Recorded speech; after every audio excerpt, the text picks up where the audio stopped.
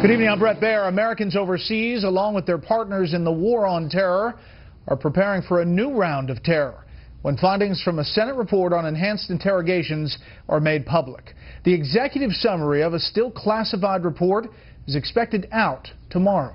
We have Fox team coverage tonight. Ed Henry's at the White House with the politics behind this release. But we begin with Chief Intelligence Correspondent Catherine Herridge and what we know about the report so far. Good evening, Catherine. But the 6,000-page report caps a 5-year investigation costing in excess of $40 million, driven by Senate Democrats on the Intelligence Committee. The 500-page executive summary is expected to provide new and raw detail about the post-9/11 CIA interrogation program, which critics call torture. The program included the waterboarding of Khalid Sheikh Mohammed, the self-described architect of 9/11, Abu Zubaydah, an al-Qaeda operations chief, as well as Abd al-Nashiri, the alleged planner of the USS Cole bombing in 2000. The ACLU fully supports Democratic Senator Dianne Feinstein's decision to make the findings public. This is a CIA that is completely out of control. It's outside the system of checks and balances that the Constitution sets up.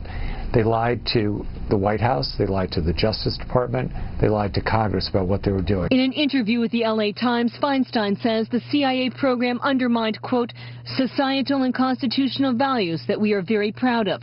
Anybody who reads this is going to never let this happen again.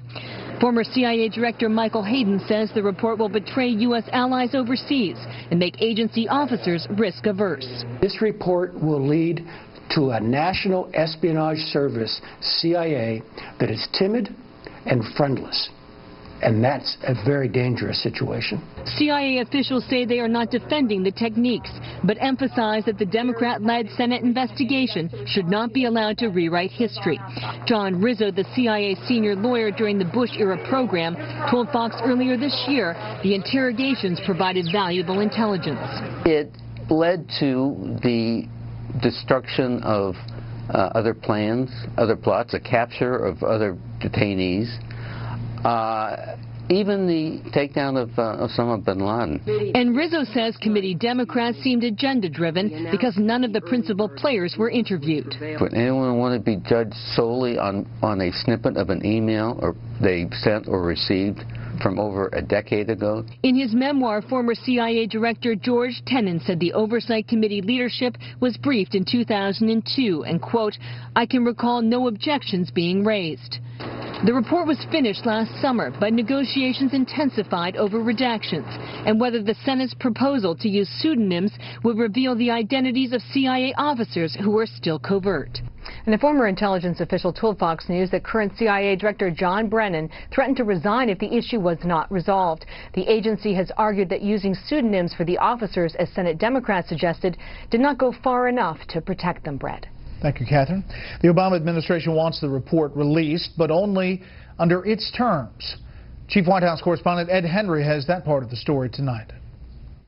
Aides to President Obama declared today he does not believe harsh interrogation techniques made America safer, as White House officials waded into a fiery dispute between the CIA and Senator Dianne Feinstein over whether those tactics produced actionable intelligence. The use of these techniques was not worth it because of the harm that was done to our national values and the sense of what it is that we believe in as Americans. Nonetheless, Ernest admitted with the Senate report expected to be released Tuesday, U.S. embassies around the world are on alert as top Republicans warn with ISIS already raging through Syria and Iraq, now is hardly the right time to put more Americans at risk. Our foreign leaders have approached the government and said, you do this, this will cause violence and deaths.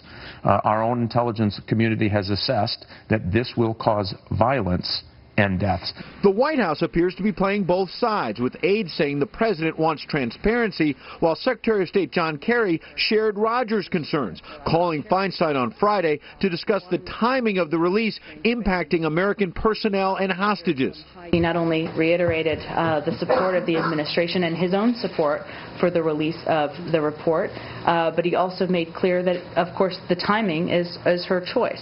While some aides to former President George W. Bush thought this was a chance for him to run from the CIA's controversial practices, he's standing behind the intelligence community. We're fortunate to have men and women who work hard at the CIA serving on our behalf. These are patriots. And whatever the report says, if it diminishes their contributions to our country, it is way off base. Aides say Mr. Obama shares those worries even as his administration pushes for the report to come out. Does the current president, share the former president's concerns at all that some intelligence officials there might be an impression they're being thrown under the bus here? The president does believe, like President Bush expressed, I believe, that the vast majority of the men and women in our intelligence community are true patriots. The last few moments, he believes these tactics were totally justified, adding the charges in the Senate report are a, quote, crock and a bunch of hooey. Brett? Much more on this with the panel, Ed. Ed, a dramatic turnaround, it seems, a reversal from the administration when it comes to sanctions against Israel and what we reported on Friday. That's right. What a difference 72 hours make. Josh Earnest telling me today that these reports of possible U.S. sanctions against Israel were completely unfounded, even though it was Earnest himself who left the door open to those sanctions on Friday. What changed? Well, 48 members of the House wrote the president a letter Friday after that White House briefing asking him to clarify what was going on here. And secondly, the sense I'm getting from top officials is they never planned to really hit Israel with sanctions. They just wanted to send Israel a message over settlements, but you have to wonder whether it backfires, Brett. Ed Henry live on the North Lawn. Ed, thank you. Well, what do you think? Do you think the committee report, the summary, should be made public? Let me know at facebook.com/BrettBairSR or on Twitter @BrettBair. You can use the hashtag special report. President Obama has requested and been granted another 90-day extension of the NSA's controversial program of collecting phone records of Americans. Earlier this year, President Obama promised to end the bulk collection of the data as it previously existed. An American hostage is dead tonight following a failed rescue attempt by American Special Operations personnel.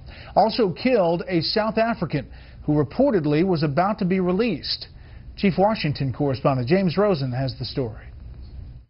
American freelance photographer Luke Summers had covered upheavals in the Yemeni capital Sana'a for years until September 2013, when he was taken hostage by al-Qaeda in the Arabian Peninsula, or AQAP. Before dawn on Saturday, roughly 36 Navy SEAL Team 6 commandos stormed the southern village where U.S. intelligence had determined Summers was being held. The SEALs exchanged gunfire with AQAP gunmen and reportedly killed as many as 6 of them, along with a reported 11 civilians. But when the terrorists realized the rescue attempt was underway, they fatally shot the American hostage, officials said. An aide to President Obama, who personally ordered the operation, said it was conducted flawlessly. This should be taken by militants around the world as a clear sign of this president's resolve to do everything possible to rescue Americans who are being held hostage anywhere around the globe. Challenging terrain and layout of the hostage site, as well as the terrorists' looming deadline for the murder of Summers, conspired against success. They landed 5 miles away because they didn't want the noise of the aircraft to give them detection. They walked in stealthily, and they got detected when they got very close to the compound, unfortunately. That meant minutes before they would get to the hostage, and therefore they were able to shoot him, and that's really tragic. Held with Summers was South African teacher Pierre Corky, whose wife had been let go without ransom in January. The terrorists also fatally shot Corky during the raid, U.S. officials said. Later, a South African relief organization said its officers had quietly arranged for payment of a $200,000 ransom for Corky, with his release set to occur within hours of the time at which he died. State Department officials defended the fact that they were unaware of the Corky negotiations. We did not know who the other hostage was. We did not know what country they were from. There wouldn't have been a way to, it wouldn't have made sense, in fact, for us to reach out to the South African government. From the Summers family came suggestions that the Obama administration failed to alert them to the raid and should have opted for dialogue instead.